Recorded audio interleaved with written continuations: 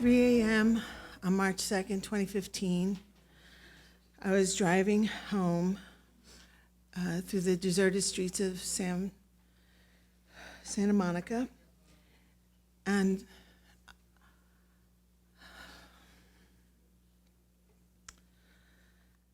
I was alone in the car.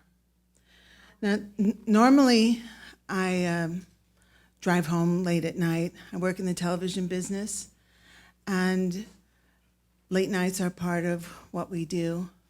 But this night was different. I was alone, and I was coming from the hospital where my husband had just been diagnosed with stage 4 kidney cancer, and they'd given him about 1.5 to 2 years to live.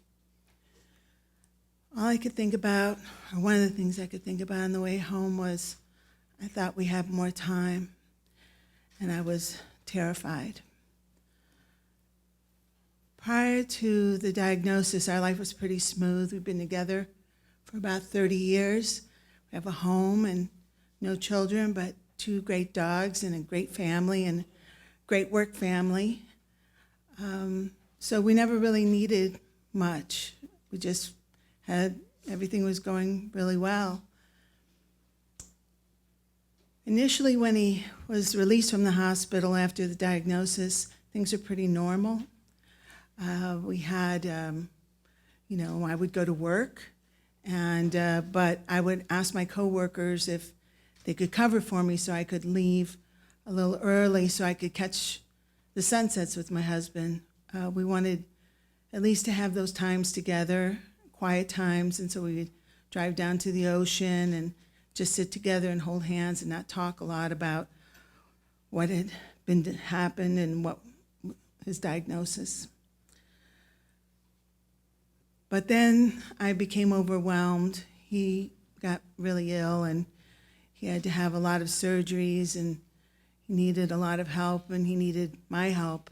We didn't need enough help to have professionals come in, but he needed me, and I needed him. I started to cry every time I go to work and be worried that I'd never see him again, and it was just bad. So I decided, with the help of my family and my work family, to make the decision to quit my job and stay home and take care of my husband.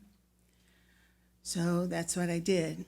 But just prior to him getting sick, we started this huge renovation project. So our house was totally in chaos, and not only the diagnosis, but just our house. Everything was strewn all over our backyard and all over the back of our house. And I needed help with that. So my husband said, let's have a big garage sale. Well, that's not really what I wanted to do. I wanted to throw it all away and get rid of it or donate it. But he wanted to have a garage sale for some reason, and I was with him on it, whatever he wanted to do. And so that's what we did, and we set a date. But the night before the garage sale, he became really ill, and he was too weak to do anything, and he was very stressed out. He thought no one would come, and I would be by myself, dragging things out and merchandising and pricing and doing all the things you need to do, and security and money handling, and he was just a mess. And I thought I had it all together. I thought I would be okay. I could probably handle a simple garage sale, but he was just beside himself. So the next morning, one by one, I started to see my friends and my coworkers and family, neighbors arrive at the house, and I watched it all unfold in front of me. And basically, it started off with hugs and kisses, and then the coffee and came out, and food, and they put the music on, and they handled everything, and they priced everything, and it was a big party out there, except they were selling my stuff, but it was a giant party, and it was really amazing. We had so many people there, and it was more friends than customers, and we had a lot of customers. And my husband was too weak to go out so much, but people would come in and check in with them, and he spent most of his time hanging out with this little 5-year-old girl, my friend's daughter, who entertained him thoroughly by playing with our dogs and telling him stories. And it was just a really wonderful, wonderful afternoon.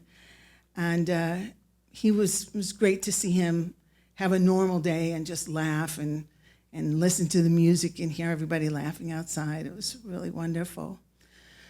So then a couple weeks ago, I'm driving late at night again, but this time he's with me and he's sleeping in the seat next to me. And we just coming back from a trip to Napa, our first time on the road out of town since he got sick. He's on this new medication that is making him stronger and better, and we have hope. And I'm just really grateful to everyone who gave me the gift of time with my husband. Thank you.